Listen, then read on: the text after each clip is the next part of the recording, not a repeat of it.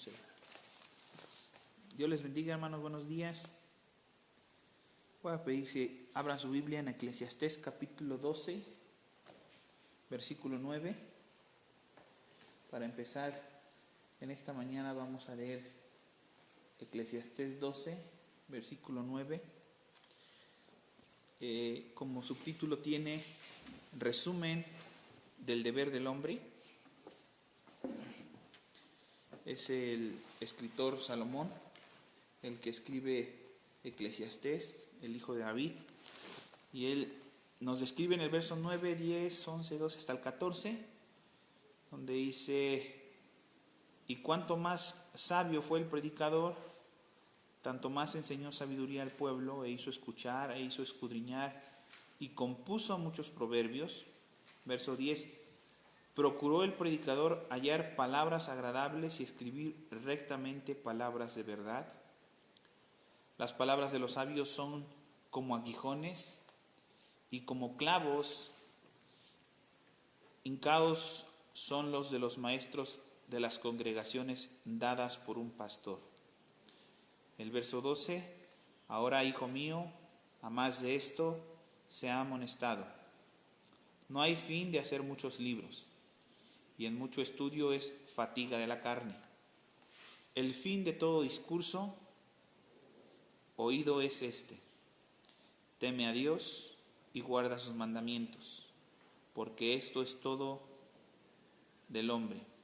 Porque Dios traerá toda obra a juicio, juntamente con toda cosa encubierta, sea buena o sea mala.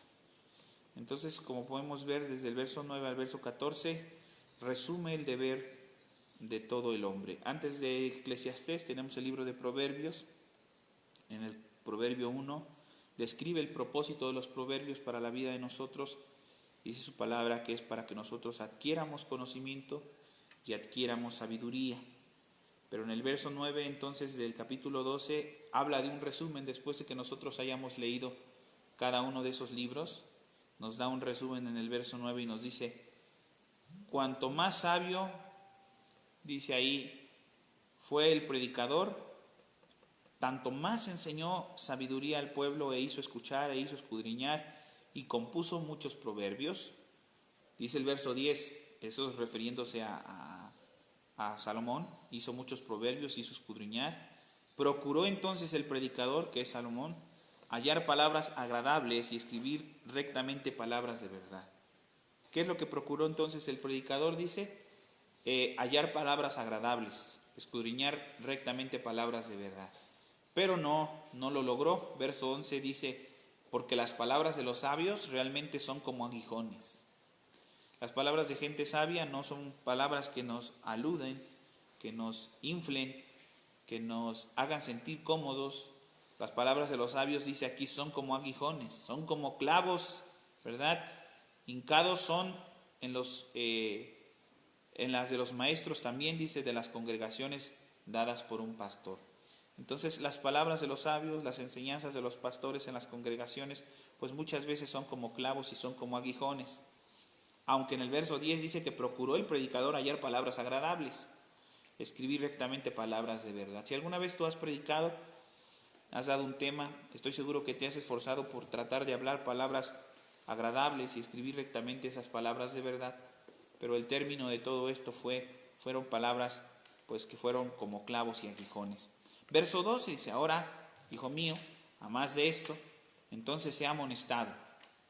No hay fin de hacer muchos libros, dice. No hay un propósito al hacer muchos libros, y en el mucho estudio también pues causa una fatiga en la carne.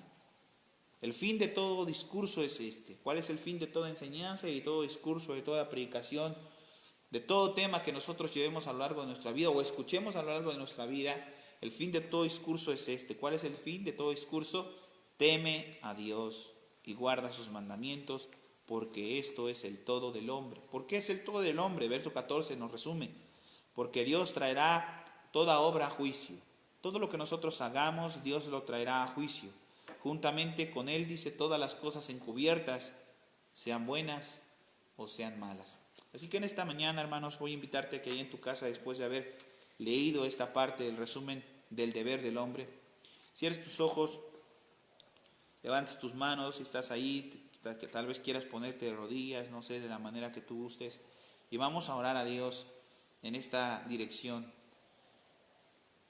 Que muchas veces esas palabras que el Señor trae a nosotros, a nuestra vida, por causa de su palabra, ¿verdad?, con el fin y el propósito de que nuestras vidas sean agradables delante de Él, pues en muchas ocasiones no son palabras en las cuales nosotros encontremos agradables, pero son palabras de verdad. Tal vez esas palabras, como dice el verso 11, son palabras como aguijones, como clavos, pero que el fin de todo discurso que nosotros debemos de guardar en nuestro corazón es temer a Dios y guardar sus mandamientos.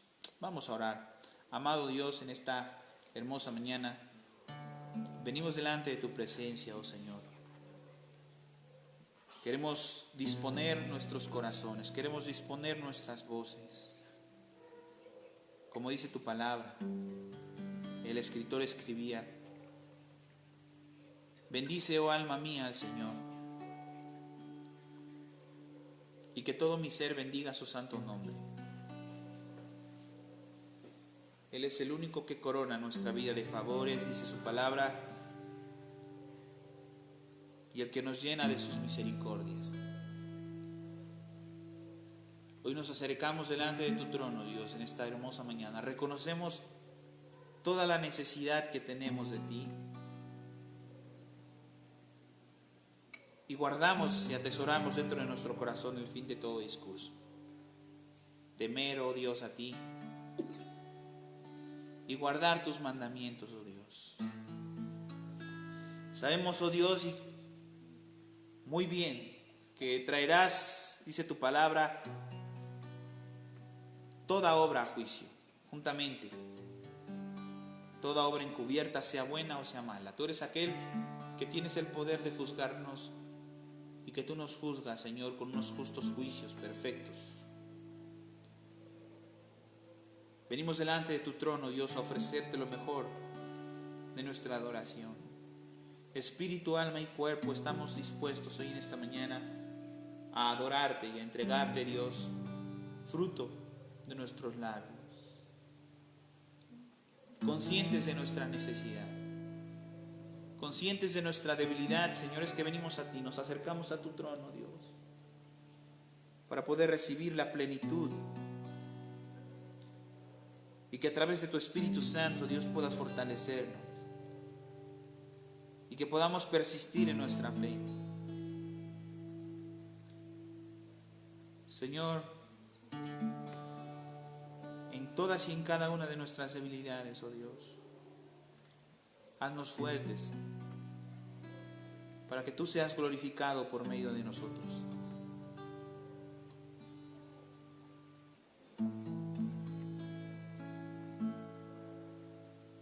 Amén. Toma la ofrenda que traigo de rodillas ante ti. Yo declaro, eres mi Dios. Mi vida nada es sin ti. Toma mi mano y guíame, susténtame con tu amor. Y yo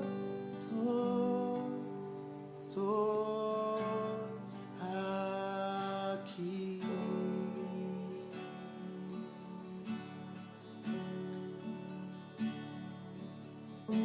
Y hoy te adoraré.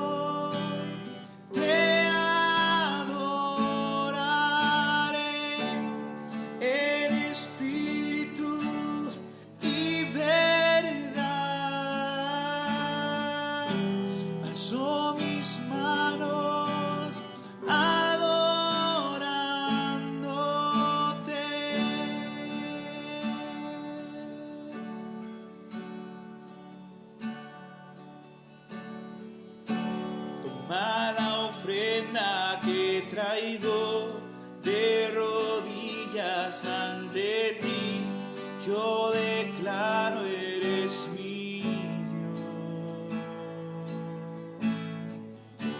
Mi vida nada es sin ti, toma mi mano y guíame, susténtame con tu amor.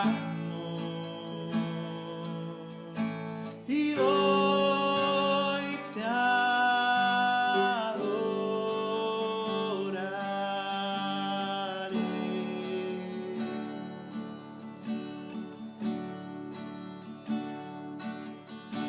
Y hoy te adoraré.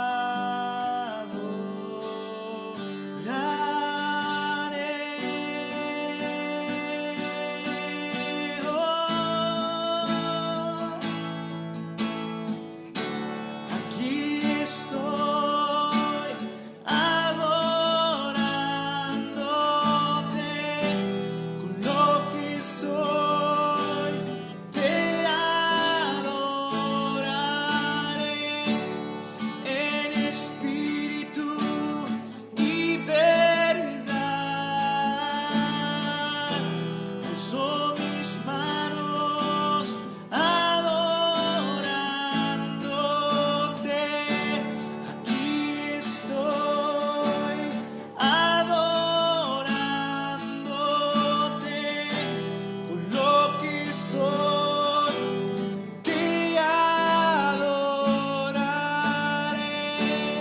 en espíritu y verdad. Alzo mis manos adorándote.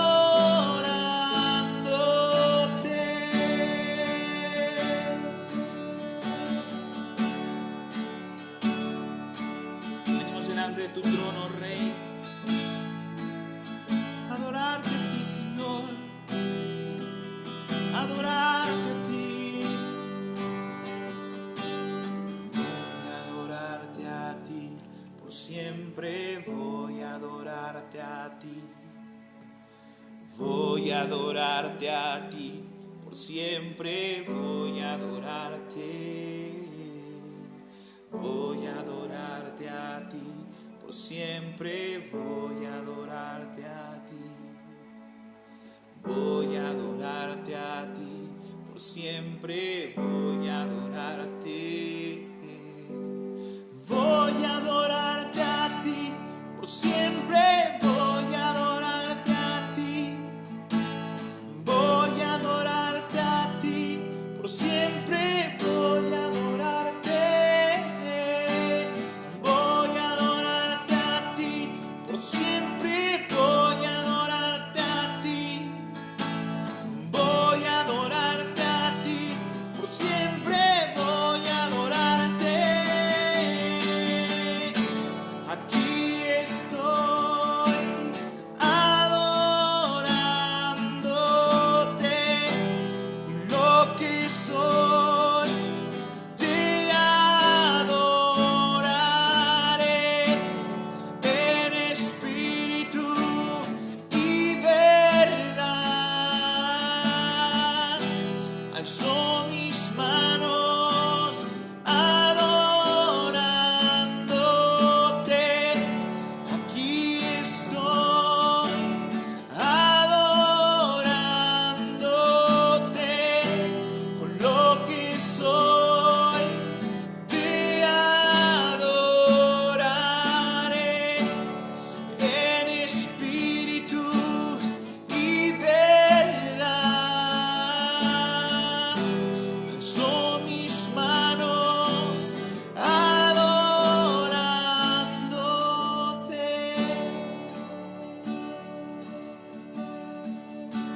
Y ahí en tu casa, levanta tus manos delante del Rey. Con todo lo que soy, Señor, te adoraré. Alzo mis manos adorándote en espíritu y en verdad, Señor.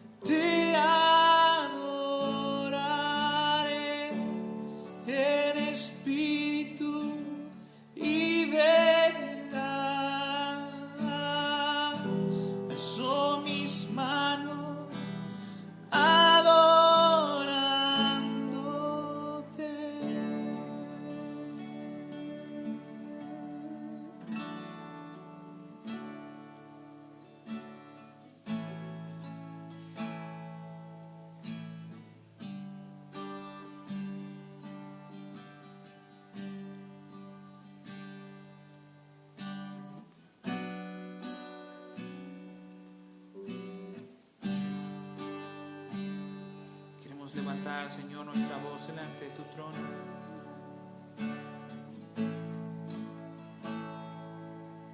Yo quiero levantar a ti mis manos, maravilloso Jesús, milagroso Señor, y en este lugar de tu presencia haz descender tu poder a los que estamos aquí.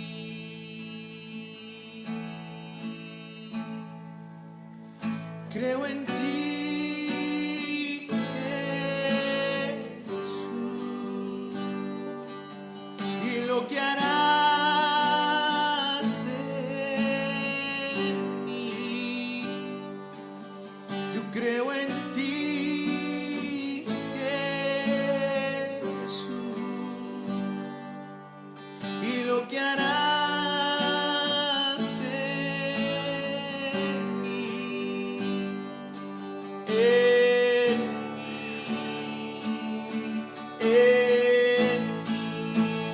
Recibe toda la gloria, recibe toda la honra, precioso Hijo de Dios. Recibe toda la gloria, recibe toda la honra, precioso Hijo de Dios.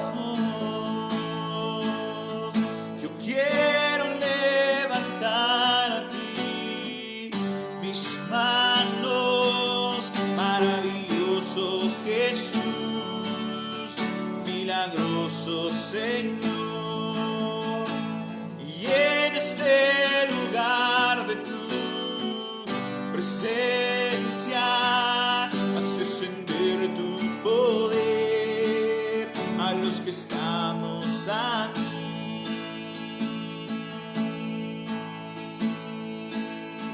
Creo en ti, Jesús, y lo que harás en mí. Yo creo en ti, Jesús, y lo que harás en mí, en mí. Recibe toda la gloria, toda la honra, precioso Hijo de Dios. Recibe toda la gloria, recibe toda la honra, precioso Hijo de Dios. Recibe toda la gloria, recibe toda la honra, precioso Hijo de Dios. Yo creo en ti, Jesús,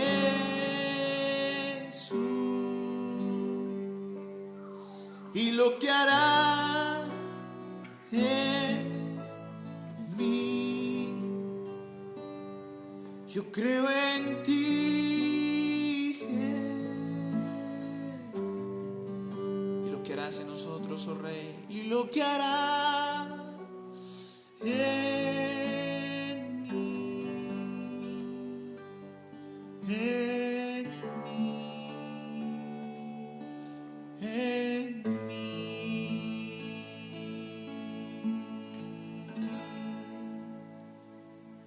Damos honor, oh Rey. Damos honor a ti.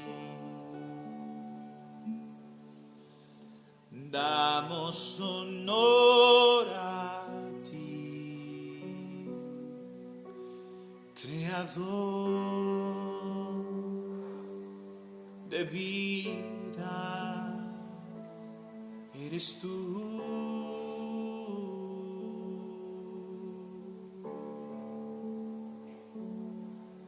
Y damos honor a ti. Y damos honor a ti. Porque no hay otro Dios como tú.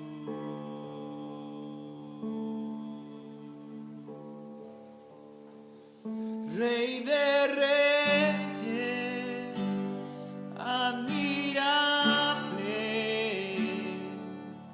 eres el principio y fin, soberano y sublime, eres nuestro Salvador. Rey de reyes, admirable, eres el principio y fin, soberano y sublime, eres nuestro Salvador.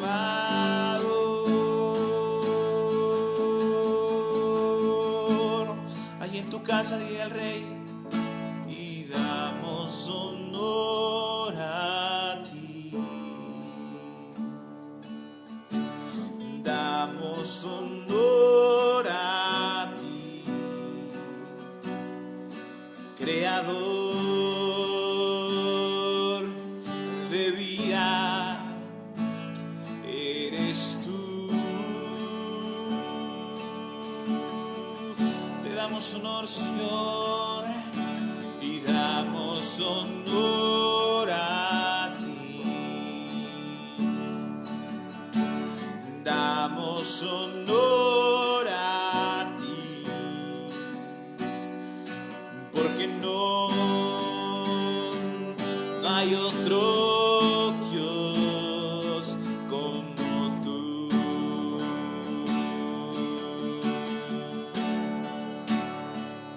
Rey de reyes, admirable, eres el principio y fin, soberano y sublime, eres nuestro Salvador. Rey de reyes, admirable, eres el principio y fin, soberano y sublime,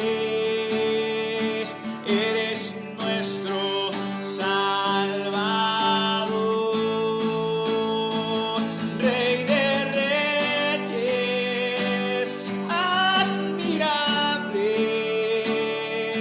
eres el principio y fin, soberano y sublime,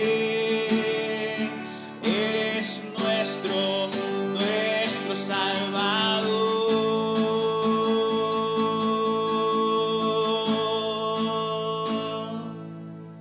Y damos honor a ti. Y damos honor a ti, porque no hay otro Dios como tú.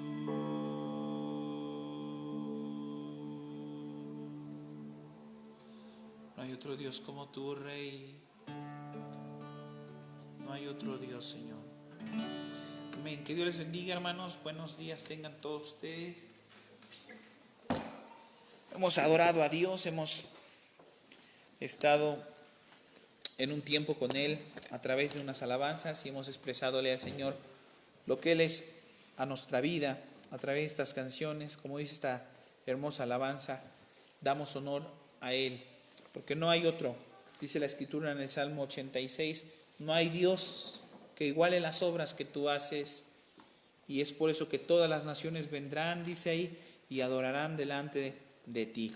Solamente Él es Dios, y solamente en Él encontramos nosotros la salvación a nuestra vida. Que Dios les bendiga. Voy a pedirles que abran sus Biblias en el libro de Lucas, el Evangelio de Lucas, capítulo 10,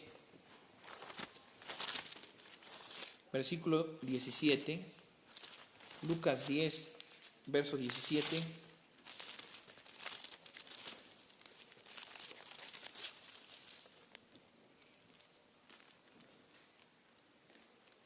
Hay una pequeña historia que la Biblia nos narra en el Evangelio de Lucas, comenzando en el capítulo 10. Voy a entrar de lleno al tema, pero para dar un poco el énfasis de esto. Dice misión de los 70. En el capítulo 10 de Lucas encontramos el subtítulo de misión de los 70. Es cuando el Señor manda 70, dice que los manda de dos en dos. Ahí lo dice, envió de dos en dos delante de él a toda ciudad y lugar donde él había de ir. Pero en el versículo 17, donde vamos a comenzar a leer, es el regreso de esos 70, una vez que ellos han ido y han predicado el Evangelio, ¿verdad? Dice en el verso 3, el capítulo 10, verso 3, dice, yo los he mandado como ovejas en medio de lobos. No los mandó como lobos en medio de muchas ovejas, sino los mandó como ovejas en medio de lobos, como corderos en medio de lobos. Y en el capítulo 10, versículo 17, entonces, donde vamos a empezar a leer, habla del regreso de esos 70. Vamos a leer así la palabra de Dios en el nombre del Padre, del Hijo y del Espíritu Santo. Volvieron los 70, dice ahí, con gozo, diciendo, Señor, aún los demonios se nos sujetan en tu nombre. El gozo de las personas, de aquellos 70 que habían sido enviados de dos en dos, aquellos a los cuales Dios les había dicho, yo los envío como corderos en medio de lobos, vuelven al Señor con gozo, diciendo, Señor, aún los demonios se nos sujetan en tu nombre. Y les dijo, yo veía a Satanás caer del cielo como un rayo. Fíjate la respuesta de nuestro Señor Jesucristo después de que ellos regresan con gozo. Él les dice, yo veía a Satanás caer del cielo como un rayo. ¿Estamos ahí? Vamos al versículo 19. Y aquí os doy potestad de hollar serpientes y hollar escorpiones, y sobre toda fuerza del enemigo les doy potestad, y nada os dañará. En el verso 20.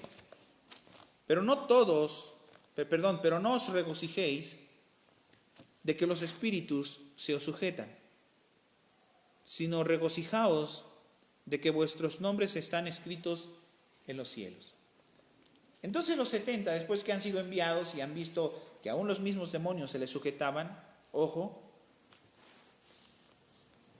el Señor Jesús, ¿verdad? Después de que ellos regresan con gozo, Él les dice, yo les doy potestad sobre serpientes y escorpiones, sobre toda fuerza del maligno, del enemigo, de que nada os dañe, pero no se regocijen porque los espíritus se les sujetan.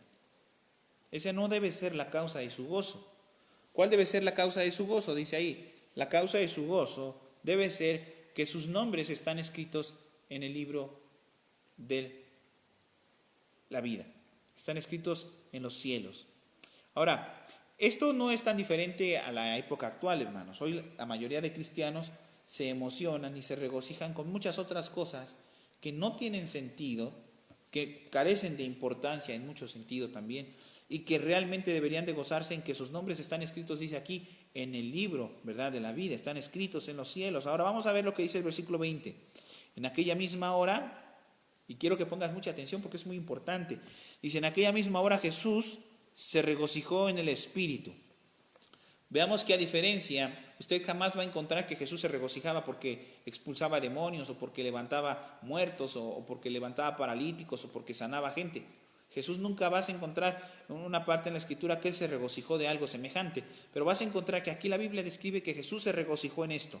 En aquella misma hora Jesús se regocijó en el Espíritu y dijo, ¿escuchan qué se regocijó? Yo te alabo, oh Padre, Señor del cielo y de la tierra, porque escondiste. ¿Cuál era su gozo? ¿Cuál era su gozo? ¿De dónde provenía su regocijo? Porque el Señor le había escondido todas estas cosas a los entendidos, a los sabios. Y se las ha revelado a los niños, sí, Padre, porque así te agradó. El Señor Jesús entonces experimenta un gozo de que el Padre le haya escondido estas cosas a todos los sabios y a todos los entendidos. Y se gozaba porque se las había revelado ¿a quién? A los niños. Sí, Padre, porque a ti te agradó. Verso 22. Todas las cosas me fueron entregadas por mi Padre. Nadie conoce, dice ahí, nadie conoce, escucha esto, nadie conoce quién es el Hijo, sino el Padre. Ni quién es el Padre, nadie conoce quién es el Padre también, sino es el Hijo. Y aquel a quien el Hijo lo quiera revelar. Versículo 23. Volviéndose a los discípulos les dijo, aparte, bienaventurados los ojos que ven lo que vosotros veis, porque os digo que muchos profetas y reyes desearon ver lo que vosotros veis y no lo vieron, y oír lo que oís y no lo oyeron. ¿Cuál es entonces el regocijo de nuestro Señor Jesucristo en este verso? Que Dios, el Padre, le había escondido todas estas cosas a los sabios y a los entendidos, y que por el contrario se las había dado a entender y se las había dado a revelar a los niños. Sí, Padre, dice el versículo número 21, porque así te agradó a ti.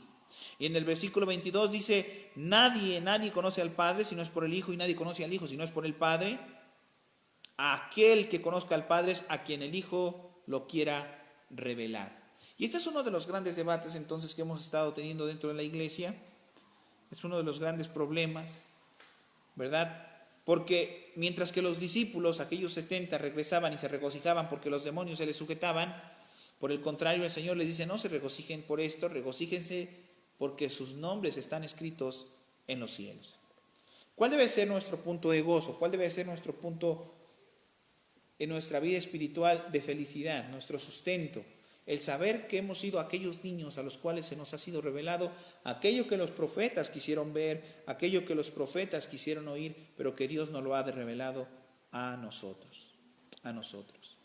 Entonces, aquí podemos ver también un poco acerca de la elección, también podemos ver un poco acerca de las cosas importantes que realmente son importantes y no solamente aquellas cosas que producen emoción. Estoy preocupado, hermanos, la verdad estoy muy preocupado por la parte, en la condición que está la iglesia en general. He tenido plática con algunos amigos cristianos, algunos pastores, y la mayoría de ellos tienen preocupación el cómo va a reaccionar la iglesia ahora que todo esto regrese a lo que nosotros conocíamos como congregaciones, ¿verdad?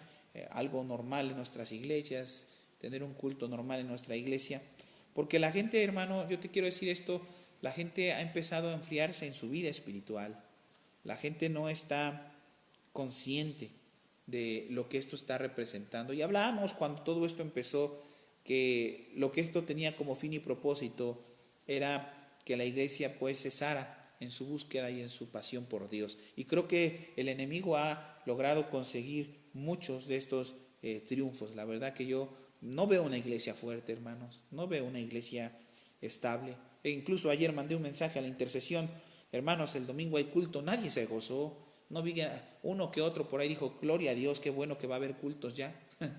Pero nadie dijo, oh hermano, qué felicidad, hermano, qué grande y qué deseo que tengo ya de estar juntos y de reunirnos, alabar a Dios. No, hermano, a la gente le da igual si se congrega o no se congrega, si hay cultos por internet o no hay cultos por internet, si hay cultos físicos o no hay cultos físicos. La gente ha caído en la trampa que realmente Satanás había puesto en nuestra vida espiritual, a lo largo de la iglesia en general. La iglesia ha logrado, Satanás ha logrado que la iglesia duerma, no una iglesia que esté viendo aquellas cosas que el Señor dice ha querido mostrárselas. Yo no veo a la iglesia, una iglesia gozosa por saber que sus nombres están escritos en el libro de la vida.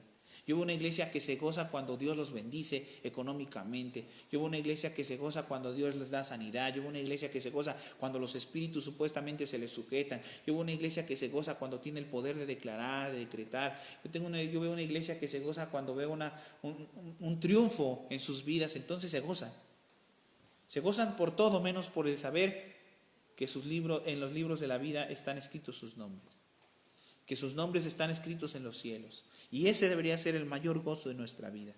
Hermano, porque el Evangelio se trata de esto, de una vida nueva, de una vida diferente, de no una vida como la que estamos acostumbrados a vivir. Estas cosas, hermano, para nada son importantes. Escúchame, hermano, para nada son importantes. Te voy a decir yo por qué trabajo, porque tengo que comer. Simple y sencillamente por eso trabajo. Yo no trabajo por otra cosa, yo no trabajo por una ambición, no trabajo por una casa o por un terreno o por algo. No, hermano, sí, esas cosas son añadiduras. La Biblia nos ha enseñado que todas esas cosas son añadiduras, pero la iglesia, hermano, está concentrado en eso, en lo terrenal. Dice la Escritura, no pongáis vuestros ojos en las cosas terrenales. Pensad en aquello que es eterno. Haced tesoros en el cielo. Y ese debería ser nuestro mayor gozo, hermanos. El ser aquellas personas que han podido entender que Dios tiene un propósito para nosotros aparte de esta vida. Esta vida no es para nada importante. La Biblia hasta lo describe. El que busque procurar guardar su vida en este tiempo, ¿verdad?, de cierto va a perderla. Pero el que pierda su vida en este tiempo, de cierto la hallará, porque la vida que Dios nos promete es una vida eterna, algo que no se compara con nada que hay en este mundo. La gloria de este mundo no tiene comparación con aquello que Dios nos da. Entonces, ya no solamente tenemos que luchar contra las cosas que el mundo puede ofrecernos, sino a veces también con las cosas que el mismo reino nos ofrece y que ponemos los ojos en aquello que el mismo reino nos ofrece, ignorando lo que verdaderamente vino a ofrecer nuestro Señor Jesucristo en la cruz del Calvario, que era una salvación para nuestras almas y para nuestras vidas. Entonces debemos estar muy conscientes de lo que es importante en nosotros. Quiero que abras tu Biblia en Romanos capítulo 10.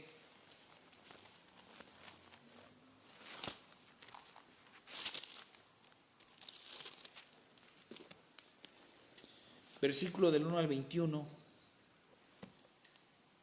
Vamos a leer varios versículos. Les había platicado que estaba escribiendo el tema de la elección. Ya lo terminé, hermanos. Tengo todos los puntos ya. El día miércoles, primeramente Dios, lo estaremos compartiendo. ¿En qué se basa la elección? Me costó mucho trabajo, pero creo que ya tengo algo más claro. Pero mientras vamos a Romanos, que tiene que ver con esto. Romanos 10, capítulo 1, 21. Del 1 al 21 dice, hermanos, 10:1 dice, hermanos, ciertamente el anhelo de mi corazón y mi oración a Dios por Israel es para salvación. Verso 2, porque yo les doy testimonio de que tienen celo de Dios. O sea, Israel tiene celo de Dios, pero no conforme a ciencia, no conforme al conocimiento. Verso 3, porque ignorando la justicia de Dios, han procurado establecer la propia suya, su propia justicia.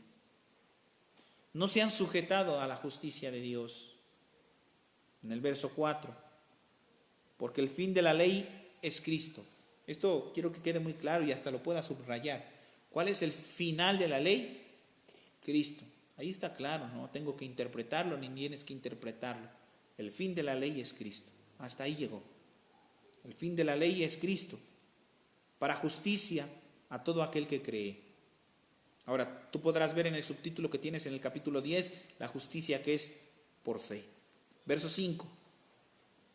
Porque la justicia que es por la ley, Moisés escribe así, el hombre que haga estas cosas vivirá por ellas, pero la justicia que es por la fe dice así, no digas en tu corazón, ¿quién subirá al cielo? Entre paréntesis, esto es para traer abajo a Cristo, o sea, dando a entender, yo lo voy a lograr por mis propias metas, y entonces echo en un saco roto el sacrificio de Jesús. Verso 7, ¿o quién descendería al abismo? Esto es, entre paréntesis, para hacer subir a Cristo de entre los muertos. Verso 8, más, ¿qué dice? Cerca de ti está la palabra, en tu boca y en tu corazón está la palabra de fe que predicamos, como describe Deuteronomios capítulo 30. Y si confesares con tu boca que Jesús es el Señor y creyeres en tu corazón que Dios le levantó de los muertos, entonces serás salvo. Porque con el corazón se cree para justicia, pero con la boca se confiesa para la salvación. Recordemos lo que decía Lucas. ¿Cuál era el gozo de nuestro Señor? Que Dios había escondido estos misterios a los sabios, a los entendidos, y le había placido dárselos el conocimiento a los niños. Tú eres un niño, yo soy un niño. ¿Quiénes aquellos entendidos, aquellos sabios? Representan a Israel. Ahora vea lo que describe el verso 10. Son aquellos que quisieron establecer su propia justicia, ignorando la justicia de Dios. Pero vamos al 11. Pues la Escritura dice, todo aquel que en él cree no será avergonzado. Verso 12. Porque no hay diferencia entre judío ni griego, pues el mismo que es el Señor de todos es rico para con todos los que le invocan. Porque todo aquel que invocar el nombre del Señor será salvo. Y luego dice el versículo 14. ¿Cómo pues invocarán a aquel en el cual no han creído? Escucha esto porque aquí vamos a abundar. ¿Cómo pues invocarán a aquel en el cual no han creído? Esto cabe señalar, quiero que lo subrayes, hermano. Yo también lo voy a subrayar porque me es muy importante. Lo he leído tantas veces, hermano. Y cuando lo he leído, regularmente pienso en la gente que no conoce a Dios.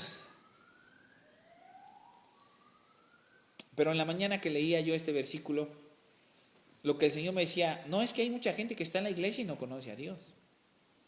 ¿Cómo pueden invocar a aquel de que no han oído? O sea, ¿cómo pueden invocar a aquel que no les ha sido revelado aún? Vea lo que describe. ¿Cómo pues invocarán a aquel en el cual no han creído? Hay muchos cristianos que aún no han creído en Él. Entre comillas, cristianos. Y no pueden invocar a aquel en el que no han creído. Es más, sus oraciones no pueden ser escuchadas porque aún no han entendido lo que describe el capítulo 10, verso 9. Si confesares con tu boca que Jesús es el Señor, pero no solamente lo confesares con tu boca que Él es el Señor, sino que creyeres en tu corazón que Dios le levantó de los muertos, entonces serás salvo. Ahora, ¿qué se encierra en el que Dios lo levantó de entre los muertos? La Biblia describe en Romanos, Corintios y en cada una de las cartas del apóstol Pablo y Pedro, 1 y 2 y 3 de Juan también, que nosotros tenemos la convicción y la plena seguridad de nuestra salvación a base de que Jesucristo resucitó de entre los muertos. Él es el primogénito. Y si tú no tienes el entendimiento y tu corazón no logra entender y comprender la importancia de la resurrección de nuestro Señor Jesucristo, entonces tú nunca has entendido quién es Jesús y qué es lo que vino a ofrecerte. Lo sabes de oídas, pero no lo has entendido en su totalidad. Y es por eso que nos gozamos en muchas otras cosas y victorias en nuestra vida, pero no en el saber y en el conocer que nuestros nombres están escritos en el libro de la vida, que nuestros nombres están escritos en los cielos. Fíjate el gozo de nuestro Señor.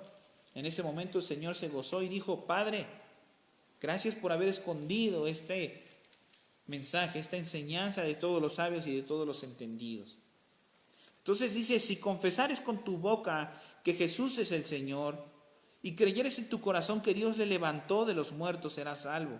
Verso número 10, porque con el corazón se cree para justicia, pero con la boca se confiesa para la salvación. Y escucha, hay algo aquí muy importante que voy a encerrar en un paréntesis.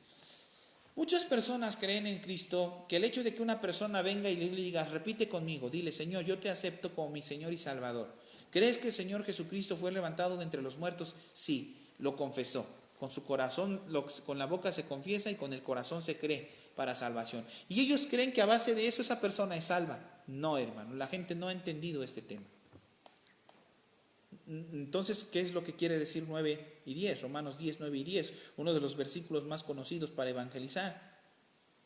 ¿Qué es lo que entonces realmente nos quiere dar a entender es Romanos capítulo 10, 9 y 10? Bueno, te voy a platicar un poco acerca del contexto.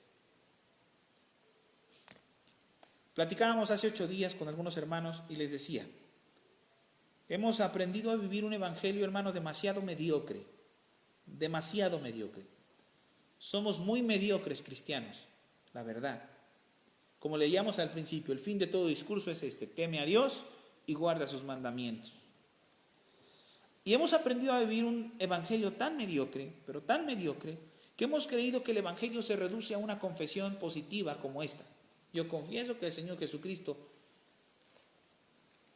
es mi Señor y Salvador, yo lo acepto y lo recibo, como que le hago un favor, y entonces yo soy beneficiado con la salvación. No, hermano. Porque hemos aprendido entonces a tener un evangelio que suena muy fuerte. Como leíamos y les platicaba de una frase de un hombre hace 8 días, el cual decía: los hombres del mundo no pueden leer la Biblia, pero te leen a ti, y es que tú no has dado testimonio mínimo de que seas un cristiano. Sigues siendo a veces soberbio, sigues siendo a veces flojo, perezoso para las cosas de Dios y para las cosas del mundo. Entonces, ¿en qué baso que nuestro evangelio, que el día que vivimos hoy es muy simple, es muy sencillo? Lo hemos diluido a tal punto que cuando Pablo describe que el evangelio debe de confesarse con su boca, creer en su corazón, y como dice el versículo 10, porque con el corazón se cree, pero con justicia se confiesa para la salvación, se refiere a que en el principio del evangelio a la iglesia primitiva, el confesar que tú eras un cristiano, hermano, eso era padecer la muerte. Escúchame. Cualquiera que, ¿es usted cristiano? Sí, muerte. Cualquiera que negara la fe en Cristo, entonces ¿qué? Entonces podría vivir.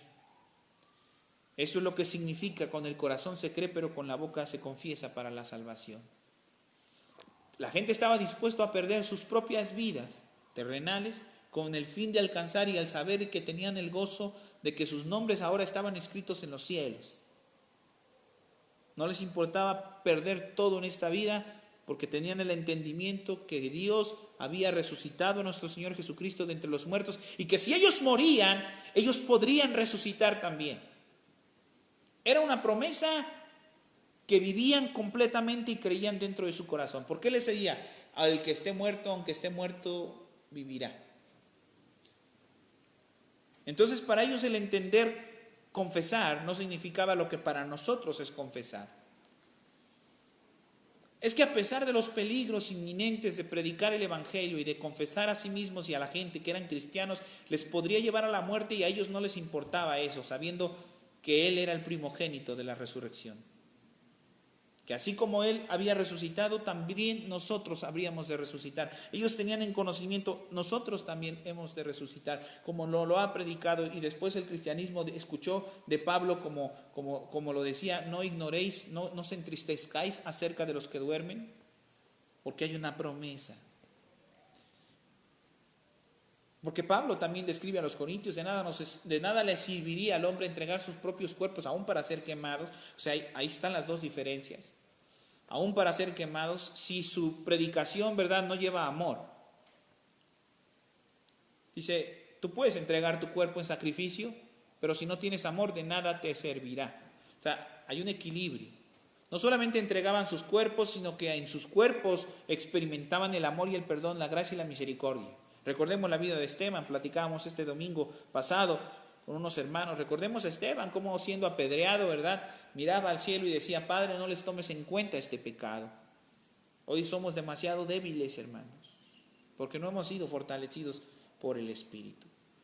Veo gente que se preocupa mucho por el COVID, ¿verdad?, por este tipo de enfermedades, pero que salen a la calle, que van a fiestas, que regularizan en muchos lugares donde hay mucha gente. O sea, su miedo no se basa en un verdadero temor.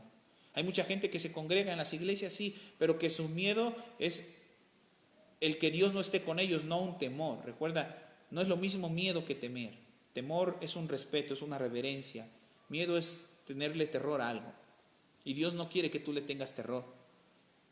Dios quiere que tú le temas, que lo respetes, que lo honres, como dice la alabanza, que le des gloria, que sepas que lo que tú estás haciendo te va a ayudar a que Él sea glorificado, no para que tú seas algo. Te va a ayudar para que Él sea glorificado, para que Él sea honrado, de que tú eres un conocedor de su palabra. Por eso dice: no solamente debes de confesarlo con tu boca, sino debes de creerlo en tu corazón.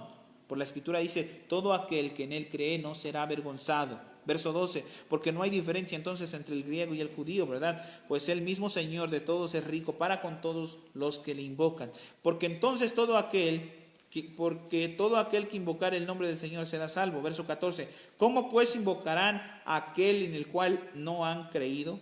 ¿Cómo es que invocarán a aquel en el cual no han creído? ¿Y cómo creerán en aquel a quien no han oído?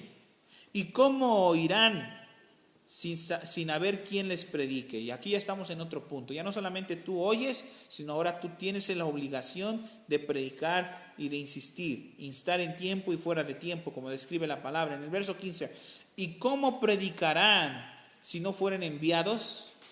¿Cómo es que predicarán si no fueren enviados?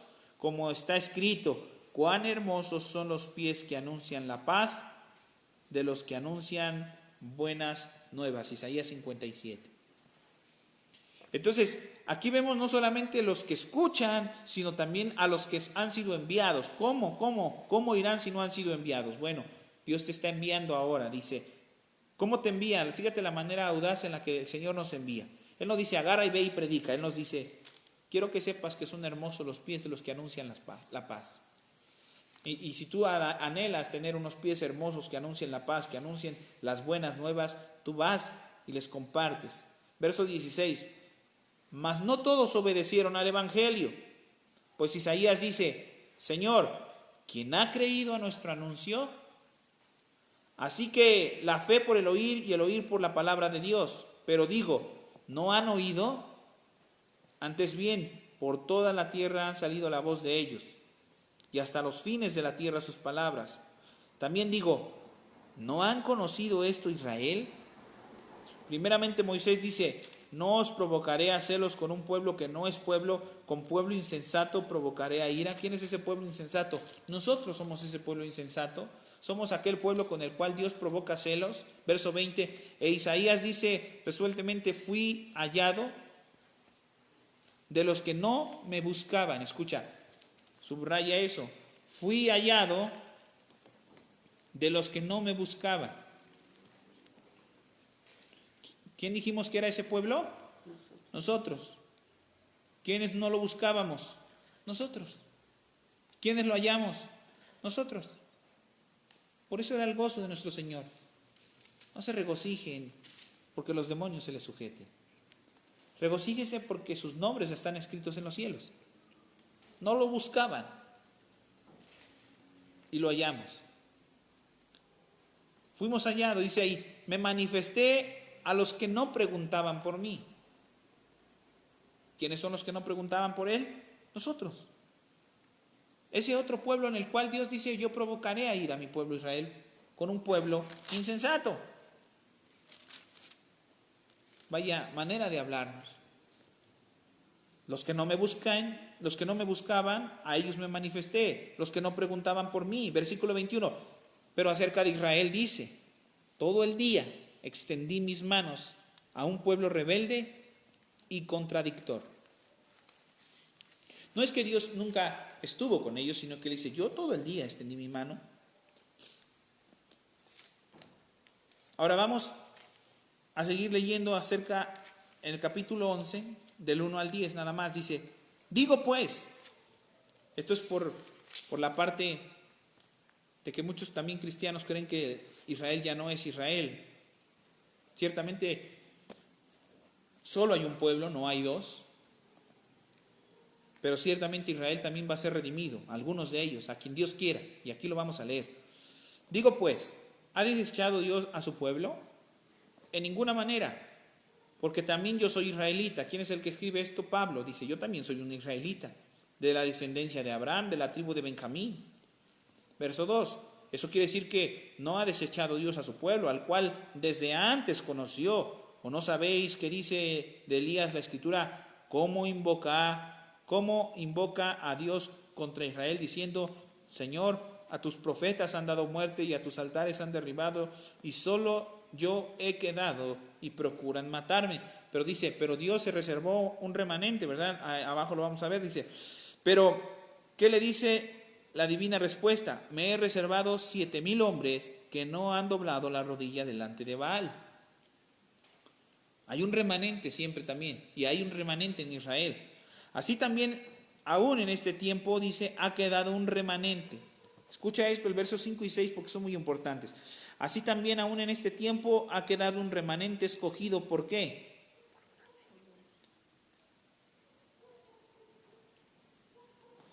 ¿Por qué se regocijaba nuestro Señor?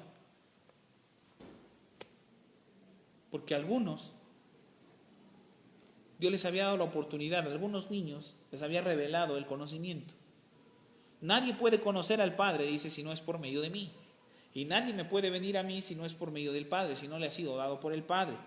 Así también como lo existe en aquel pueblo que dice la Escritura, pueblo insensato, aquel pueblo que no lo buscaba, aquel pueblo que no preguntaba por él, así mismo sucederá dentro del mismo pueblo de Israel.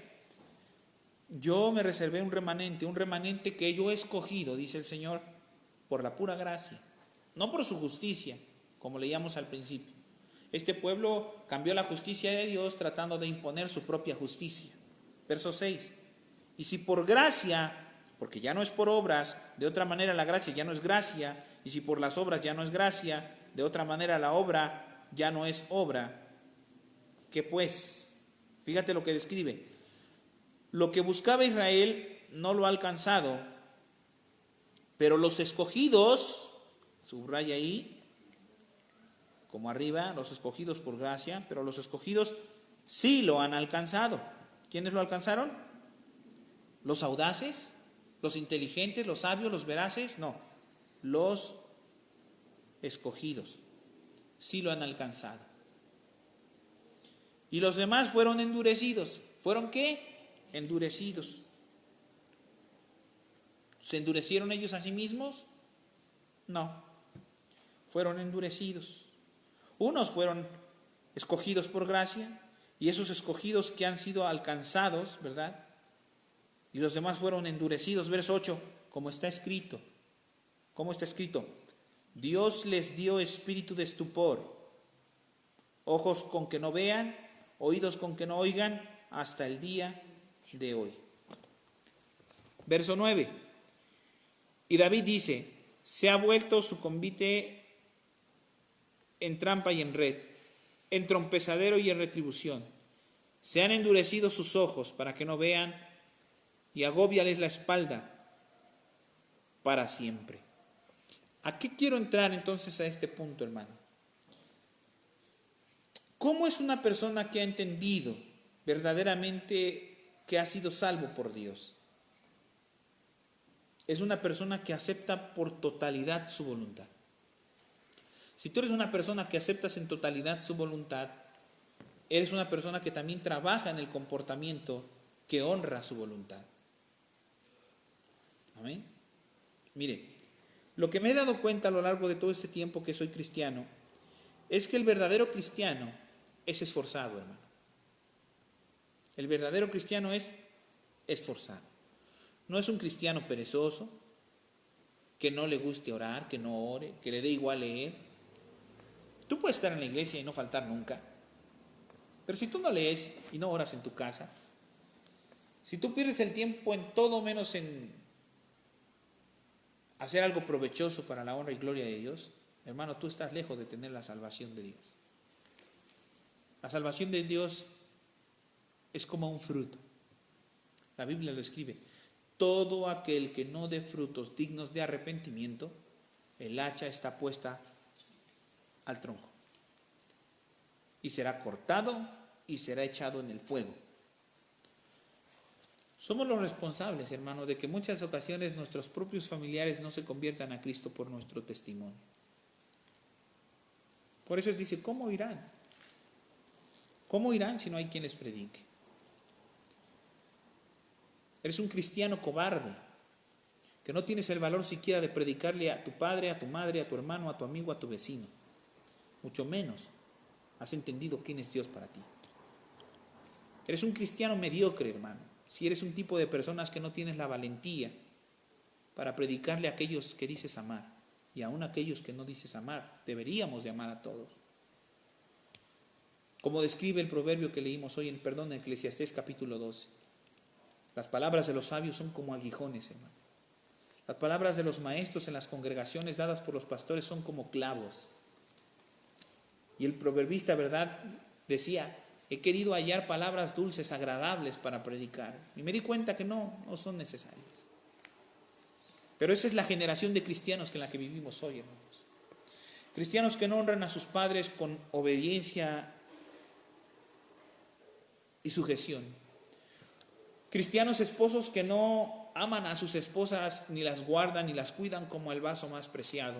Y mujeres que pasan por alto la autoridad de sus maridos.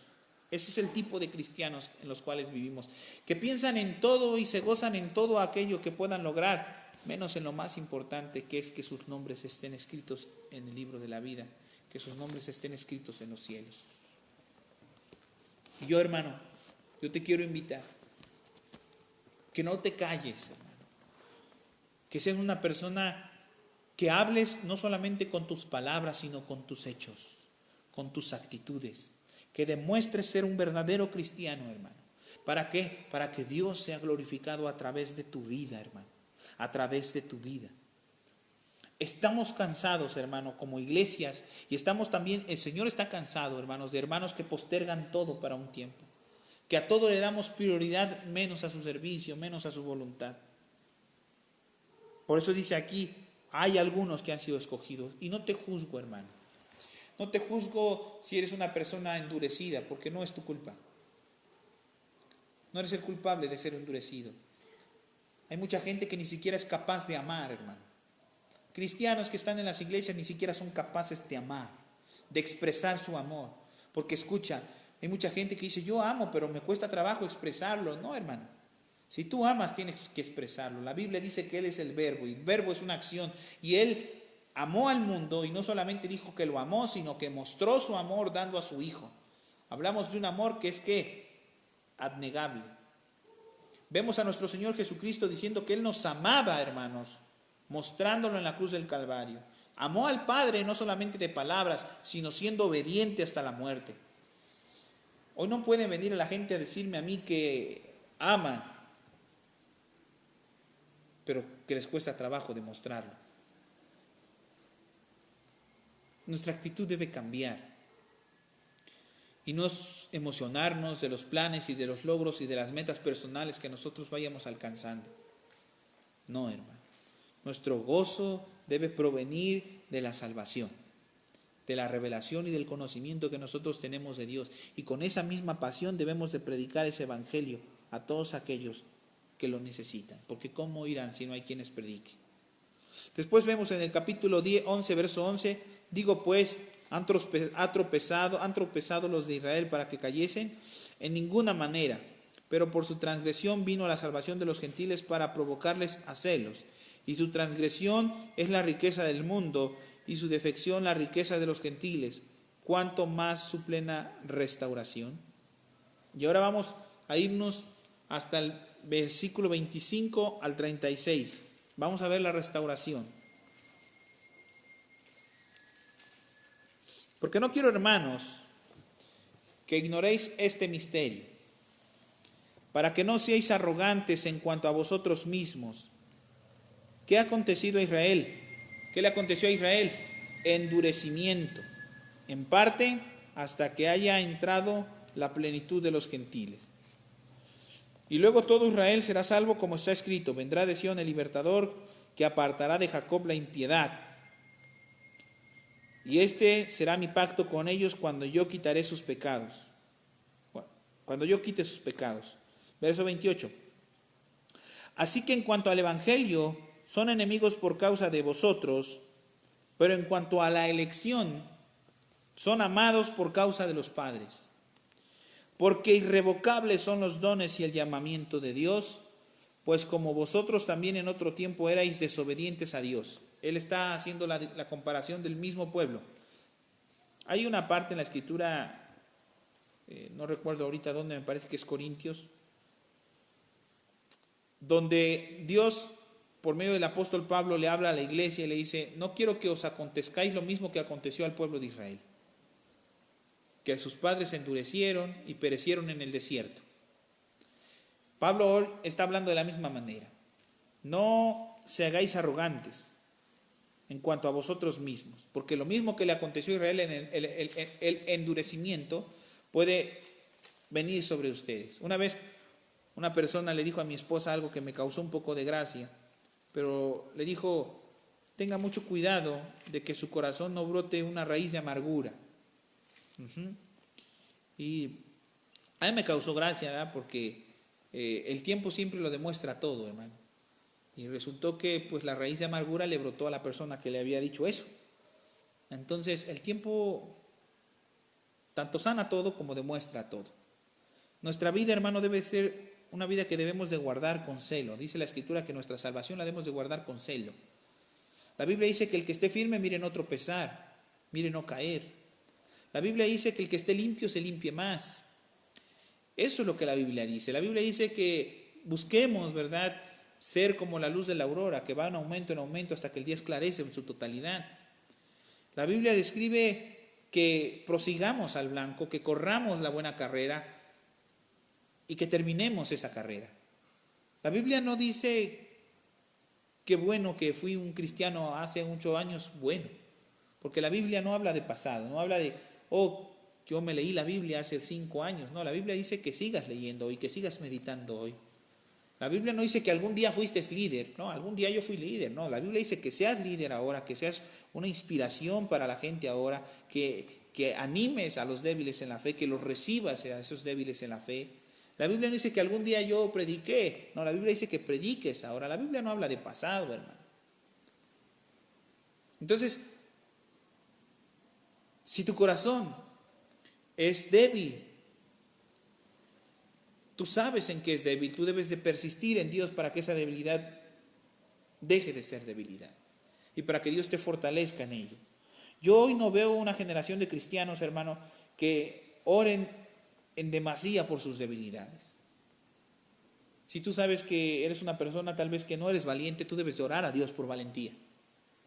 Y debes de comportarte valiente, porque la Biblia dice que Dios no te ha dado un espíritu cobarde, sino de autoridad y de un dominio propio. Si tú sientes que eres una persona, ¿verdad?, que te sientes poco espiritual, la Biblia dice que no te sientas espiritual, sino que seas espiritual verdaderamente. Porque hay mucha gente que se siente espiritual, pero Dios no dice siéntete espiritual, dice sé espiritual. Entonces, esta es la restauración que Dios quiere hacer con Israel, pero también al mismo tiempo nos está hablando a nosotros que procuremos no endurecernos y no volvernos arrogantes, como dice el verso 30. No olviden que en otros tiempos así ustedes, los gentiles, eran desobedientes a Dios, pero ahora, dice el verso 30, han alcanzado misericordia por la desobediencia de ellos. ¿De quiénes? De los israelitas. Por la desobediencia de ellos. Verso 31. Así también estos ahora han sido desobedientes, para que por la misericordia concedida a vosotros ellos también alcancen la misericordia. Porque Dios sujetó a todos los a desobediencia para tener misericordia, ahí dice, de todos. Oh profundidad de las riquezas, que la sabiduría y de la ciencia de Dios, cuán insolables son sus juicios e inescrutables son sus caminos, porque ¿quién entendió la mente del Señor? ¿O quién fue su consejero? ¿Quién lo entendió? ¿Quién es su consejero? Verso número 35. ¿A quién le dio él primero para que fuese recompensado? Porque de él y por él y para él son todas las cosas. A él sea la gloria por los siglos de los siglos. Amén. Y vamos a terminar en el capítulo 12. Las verdaderas cosas importantes. Ok, ¿cuál debe ser entonces nuestro gozo? ¿En qué nos debemos de regocijar? En que nosotros siendo malos, esto nunca lo dejaré de predicar, hermano, y tal vez te voy a aburrir y te suene repetitivo,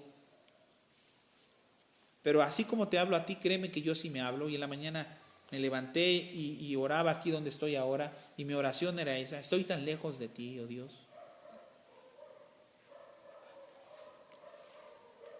Hago tan poco por tu obra.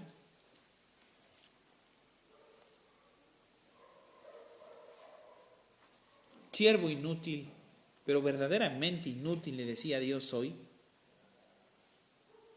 Porque la Biblia dice que si tú haces lo que te toca hacer, eres un siervo inútil, no haces más de lo que se te pide. Y yo aún no hago lo que se me pide, entonces sí, verdaderamente soy un siervo inútil.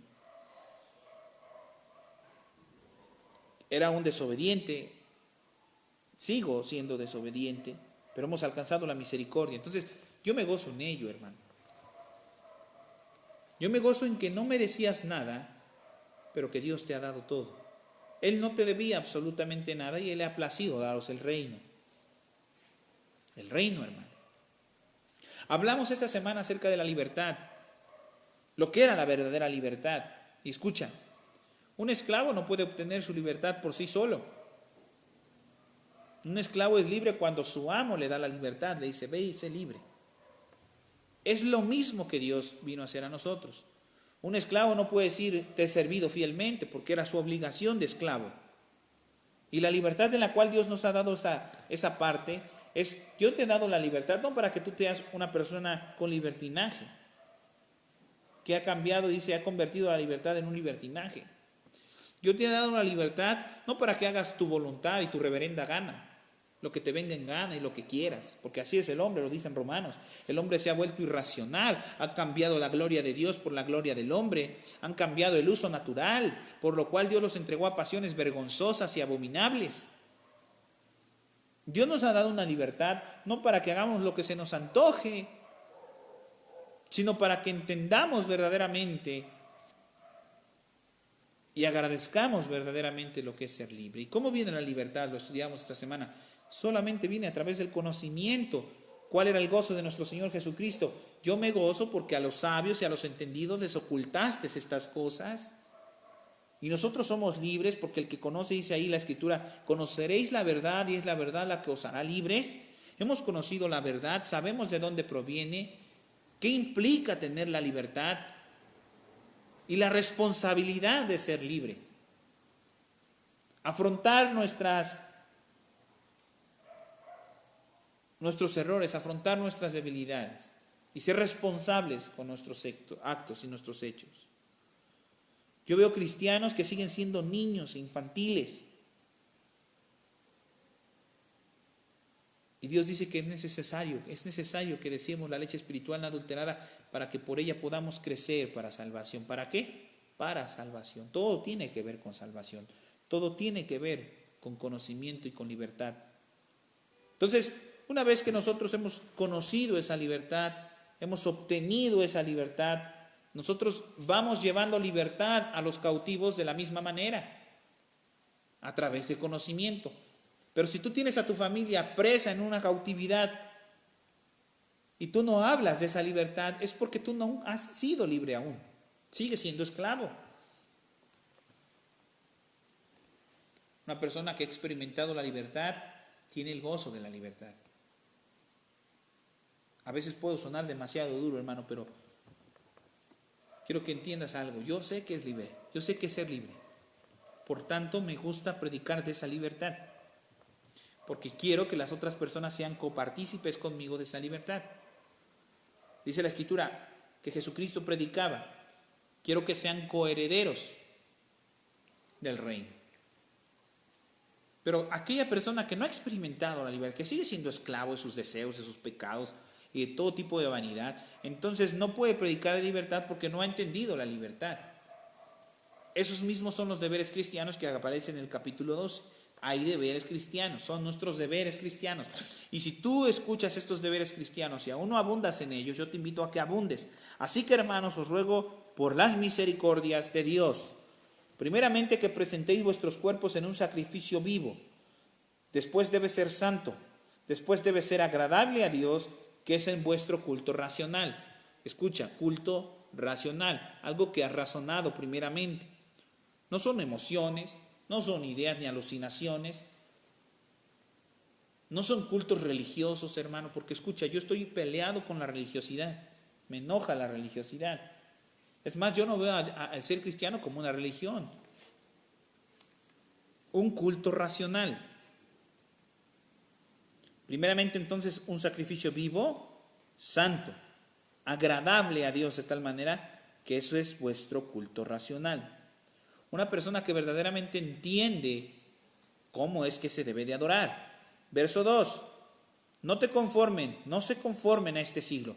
¿Qué es lo que estamos diciendo al principio? Que los cristianos actuales de este tiempo se conforman a este siglo, nos conformamos a este siglo. No nos conformemos a este siglo, sino transformaos por medio de ¿qué? De una renovación. ¿Dónde viene esa renovación? En nuestro entendimiento. Gente que ha entendido cuál era el gozo de nuestro Señor Jesucristo. Yo me gozo porque tú has escondido esto a los entendidos y a los sabios. Se los has revelado a los niños. ¿Dónde vamos a ser renovados? En nuestro entendimiento. Porque a través de nuestro entendimiento vamos a comprobar cuál es la buena voluntad de Dios, una buena voluntad que es agradable y una buena voluntad que es perfecta. Estos son los deberes de un cristiano. Entonces, el deber de un cristiano es presentar tu cuerpo en sacrificio vivo, pero también santo, de tal manera que ese sacrificio sea agradable a Dios. Es porque has entendido el culto, que es un culto racional, porque has sido renovado a través de tu entendimiento, porque has comprobado cuál es la buena voluntad de Dios, agradable y perfecta. Verso 3. Digo pues por la gracia que me es dada, a cada cual que está entre vosotros, que no tengáis un más alto concepto de sí del que debes de tener, sino que cada uno de ustedes piense de sí mismo con la cordura, conforme a la medida de fe que Dios repartió a cada uno. Debemos de pensar entonces con la medida, con cordura, no tener un mayor concepto de sí mismos, sino conforme a la medida de fe que Dios repartió a cada uno. Aquí nos vamos a los dos extremos. Hay muchos cristianos que se vuelan y les pasa lo que describe Romanos capítulo 11, versículo número 25. Se vuelven arrogantes. Dice, porque no quiero, hermanos, que ignoréis este misterio para que no seáis arrogantes en cuanto a vosotros mismos y que se endurezcan. Hay cristianos que son arrogantes, pero hay otros cristianos que se van al otro extremo. Soy una cucaracha, dice. No sirvo para nada. Pero al mismo tiempo, hermanos, es una falsa humildad, porque su comportamiento denota todo lo contrario. Se sienten miserables, pero no muestran ser miserables. Son altaneros, son orgullosos, son soberbios. ¿Sí me está entendiendo? Tal vez suena contradictorio, pero es muy cierto. Hay gente que se victimiza, dicen por ahí en el chiste. Se victimiza, pero no son víctimas de nadie. Al contrario. Yo siempre he dicho, hermanos, que como padres no victimicemos a nuestros hijos, ni les digamos pobrecitos, ni nada de ese rollo. Porque estás preparando hombres que el día de mañana sean íntegros, sean valientes, sean fieles, sean temerosos de Dios. Ese es nuestro propósito, hermanos. Una generación para nuestro Dios. Y debemos de forjarlos. Como dice el predicador, las palabras de los maestros, las palabras de los sabios van a ser como aguijones, como clavos. Debes de instruirlo, debes de amarlo y en amarlo debes de reprenderlo, debes de corregirlo. Eso es lo que Dios quiere con nosotros y esto es lo que Romanos capítulo 12 nos habla, nuestros deberes cristianos. Ninguno se sienta mayor, ni superior, ni arrogante, pero tampoco te sientas menor de aquello que Dios te ha sido dado. Escucha, eres un hijo de Dios. Hermano, eres un hijo de Dios, eres una hija de Dios. Y hay mucha gente que dice, yo soy un hijo de Dios. No sabe con quién se metió. No en ese tono. Eres un hijo de Dios. Sábete la responsabilidad que implica ser llamado hijo de Dios. La Biblia lo describe. ¿Cuál fue el comportamiento de nuestro Señor Jesucristo? Tú ves a nuestro Señor Jesucristo siendo las 12 del día, aún durmiendo, hermano. Que te vuelvo a repetir, esto es lo que nos ha traído esta contingencia, hermano. La gente duerme en su totalidad. 12 del día y aún durmiendo. 1 de la tarde y aún durmiendo, hermano. No, hermano. Un hijo de Dios debe vivir como lo describe en el versículo número 12. Presentando tu cuerpo en sacrificio vivo, santo, agradable a Dios. Tener un cambio de mentalidad, como lo describe el verso 2, una renovación de nuestro entendimiento. Ya no ser como describe el versículo 3, antes en otros tiempos ustedes eran desobedientes a Dios, versículo 30, pero ahora habéis alcanzado misericordia por la desobediencia de ellos. Verso 4, 12:4. Porque de la manera que un cuerpo tenemos muchos miembros, pero no todos los miembros tienen la misma función, asimismo siendo muchos somos un cuerpo en Cristo, todos miembros los unos de ¿qué? De los otros. De manera que teniendo diferentes dones, según la gracia que nos es dada, Si el de profecía, dice ahí, úsese conforme a la medida de fe. Ahí vamos a encontrar varios tipos de servicios. No son nuestros deberes cristianos. Hay gente que antes era líder, pero ahora ya no es líder y se olvidó de todo. No, pues ya, que al fin ya no soy líder. Entonces usted no fue líder a Dios, usted fue líder a su ego. Perdón, hermano y hermana, si usted fue un líder el día de ayer y hoy ya no es nada, usted fue un líder a su propio ego. No lo hizo para con Dios, nunca fue su convicción hacerlo para Cristo. Porque usted debe estar dispuesto todavía a hacer todas y cada una de estas cosas. Y usted que me está escuchando y no pertenece a esta iglesia, también le quiero decir esto. Es necesario que usted busque reconciliarse con Dios, porque los dones son irrevocables, como lo describe en su palabra. Y porque el día de mañana daremos cuenta de nuestros dones y de nuestros talentos, si lo hemos usado o no los hemos usado. Y tal vez Dios nos diga, bien, siervo fiel, o tal vez nos diga, ¿sabes que eres un siervo inútil? Porque te di talento, sabes que soy un amo duro, que cosecho donde no sembré, dice ahí. Y entonces dice, nos dirá, apartaos de mí. Entonces, aquí dice esto bien importante, son nuestros deberes cristianos, y a veces pensamos que es un deber solamente a nuestro ego. Yo soy líder y es mi ego, pero no lo haces por servicio. Entonces es muy importante tener en claro esto. Dice, o si de servicio en servir, versículo número 7, o el que enseña en la enseñanza, verso número 8, o el que exhorta en la exhortación, o el que reprende, hágalo con la liberalidad, el que preside con solicitud, el que hace misericordia, hágalo con la alegría. Verso 9, que nuestro amor, hermanos, como hombres de Dios y mujeres de Dios, sea sin fingimiento. Debemos de aborrecer lo malo y debemos seguir lo bueno. Amaos los unos a los otros con un amor fraternal en cuanto a la honra, prefiriéndonos los unos a los otros. En lo que requiere diligencia, no perezosos, fervientes en espíritu, sirviendo al Señor, gozosos en la esperanza, sufridos en la tribulación, constantes en la oración, hermano. Estos son nuestros deberes cristianos. Nuestro deber cristiano es compartir para las necesidades de los santos, siempre practicando la hospitalidad. Debemos de bendecir a los que nos persiguen y bendecir a los que nos maldicen. Debemos de gozarnos con los que se gozan, e incluso en nuestra vida llorad con los que lloran. Y he hablado esto acerca de mucho tiempo. Yo les dije, hermano, ¿ya le habló usted a un hermano de la iglesia?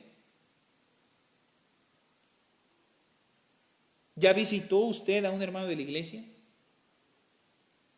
¿Ya le mandó un mensaje? ¿Cómo está usted, hermano? Tiene tiempo que no lo veo, 5 o 6 meses, no sé cuánto vamos ya, hasta perdí la cuenta. Pero hermano, ¿cómo ha estado? Ahí estamos para servirle, cualquier cosa estamos para echarle la mano.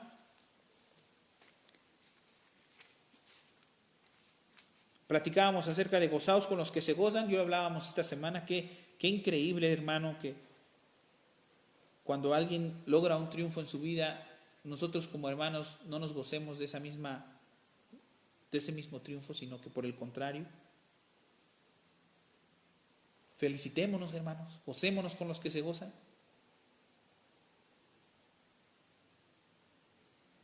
Y llora con los que lloran. Hablamos acerca de los que han perdido seres amados este año.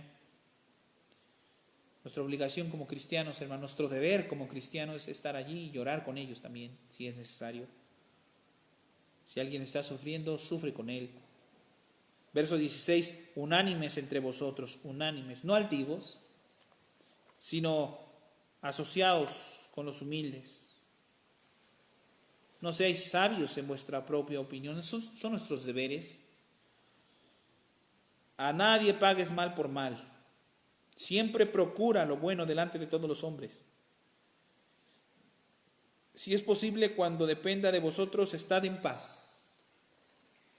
No sé si a ti te pasa esto, hermano, pero a mí me pasa esto muy seguido. Si alguien tiene un problema conmigo, no estoy en paz. Hasta donde yo puedo estar en paz, trato de estar en paz. Aunque muchas veces es complicado, pero trata de ser. Por eso dice ahí, si es posible, en cuanto dependa de ustedes, de cada uno de ustedes, estén en paz con todos los hombres. No se ponga el sol sobre vuestro enojo, dice la Escritura, ¿verdad? Ni deis lugar al diablo. Yo no sé cómo hay gente que puede lograr tanto tiempo estar enojado. Verso 19. No os venguéis vosotros mismos, amados míos, sino dejad lugar a la ira de Dios. Deja que Dios tome control. Porque escrito está: mía es la venganza, yo pagaré, dice el Señor.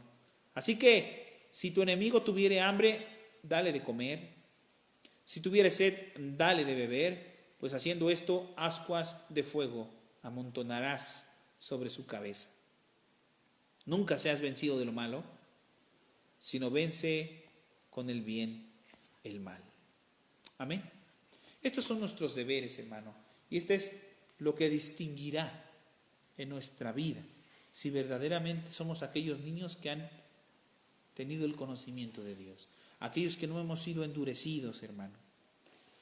Ante todo, hermano, debemos de tener la humildad suficiente para presentarnos delante de Dios y reconocer que nuestra debilidad y nuestra afrenta y nuestro pecado siempre está presente delante de Él.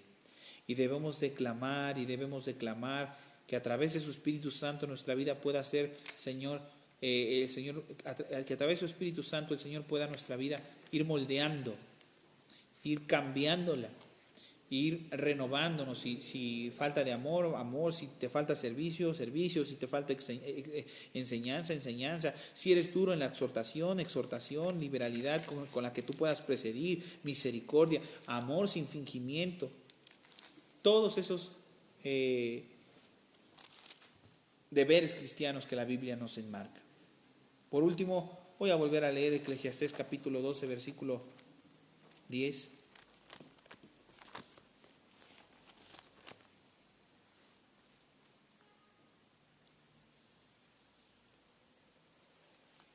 Dice: procuró el predicador hallar palabras agradables, procuró el predicador escribir rectamente palabras de verdad.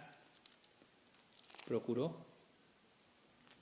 Pero dice el verso 11: pero las palabras de los sabios son como aguijones, y como clavos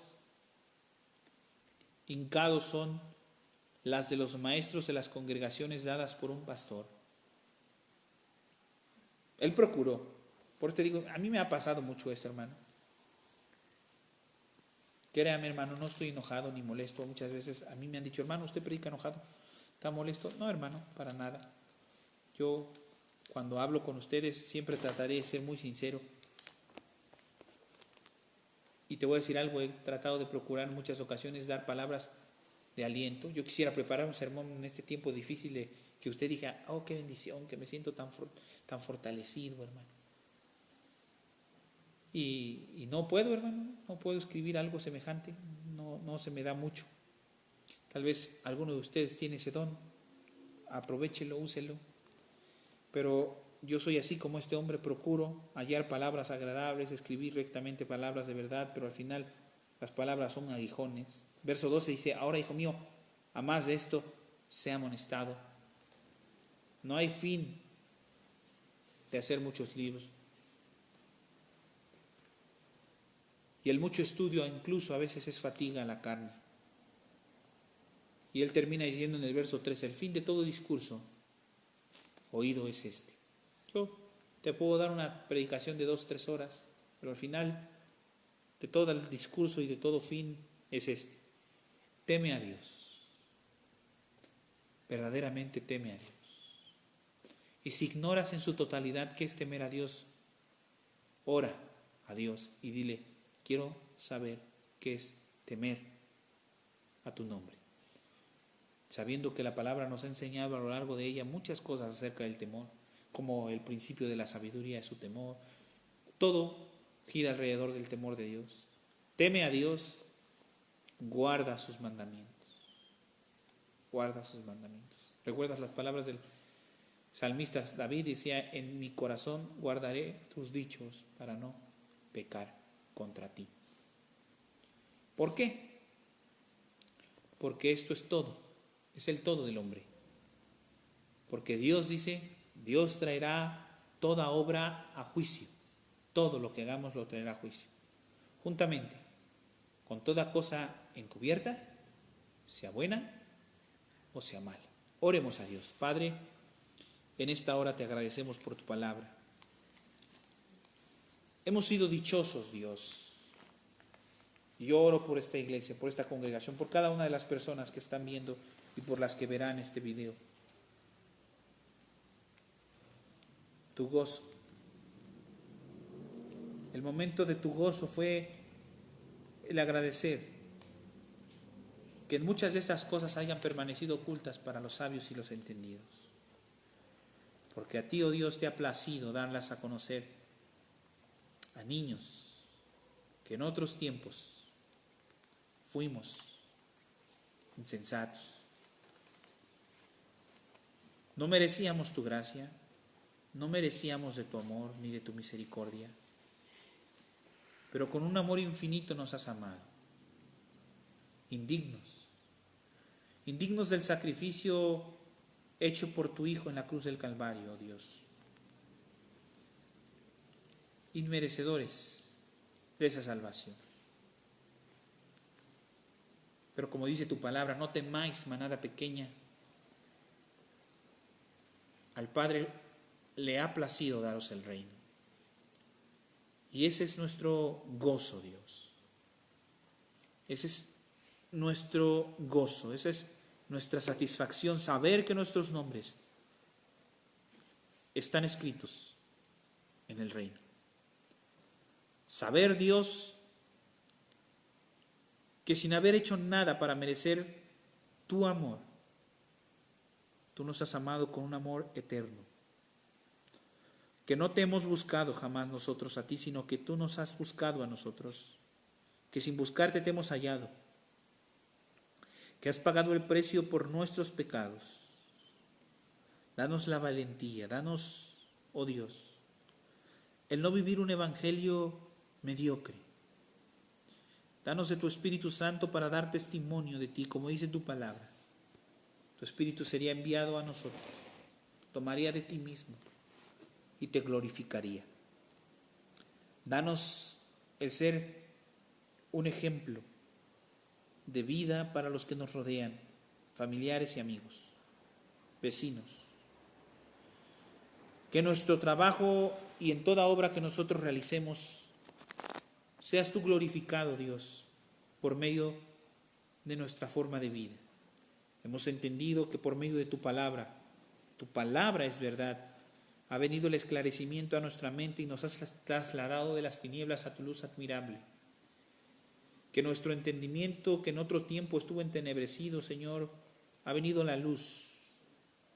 Y que la condenación en la cual nosotros estábamos con anterioridad por el desconocimiento de quién eres tú, ha resplandecido sobre nuestro rostro y que tu gloria ha sido depositada en nuestra vida para que nosotros, Señor, demos testimonio de tu luz.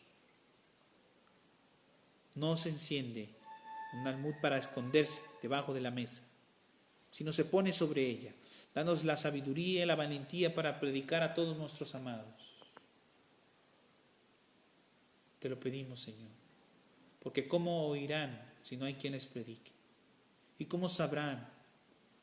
Nosotros hacemos nuestra labor, nosotros hacemos nuestro trabajo, predicamos. Eres tú, Dios, quien determinará quién te reciba y quién te acepte. Nadie puede venir a ti si no ha sido dado del Padre. Y lo que tú, Señor, tienes en tu mano, nadie lo arrebata, nadie tiene el poder para arrebatarlo. Tuyo es el reino, tuyo es el poder y tuya es la gloria por los siglos de los siglos. Amén. Amén. Que Dios les bendiga, hermanos. Es una gran bendición poder estar con ustedes. Les aviso de manera formal, para el próximo domingo ya estaremos teniendo el culto dentro de la congregación, aquí todos reunidos, los que gusten venir y acompañarnos. Se tomarán las medidas, ¿verdad?, necesarias para los servicios. Ya por ahí mandé la imagen al grupo de intercesión. Se nos ha dado la apertura y la libertad, hermanos, para poder reunirnos ya el próximo domingo. ¿Cómo se llevará a cabo? Bueno, pues como lo hemos visto a lo largo de todo este tiempo, un cubrebocas, hermano, pues para que usted venga con su cubrebocas, ¿verdad? Y vamos a tratar de tener la distancia de las sillas lo más distante que se pueda, para que todos quepamos y nadie quede fuera.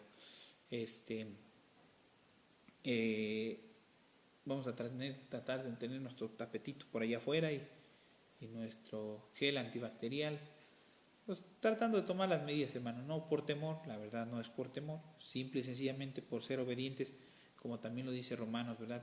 Sométase el hombre a toda autoridad. Pues en esa obediencia a las autoridades, pues también nosotros nos sometemos. Entonces, pues, tomando las medidas de prevención que nos dice la Asociación de Asuntos Religiosos de aquí del municipio de Toluca, pues nosotros estamos obedientes a ello. También por eso esta semana ya íbamos a reunirnos, pero también nos habían cancelado. Entonces, pues me parece que si todo marcha bien para el día domingo, primeramente Dios, ya podamos estar reuniéndonos, hermanos.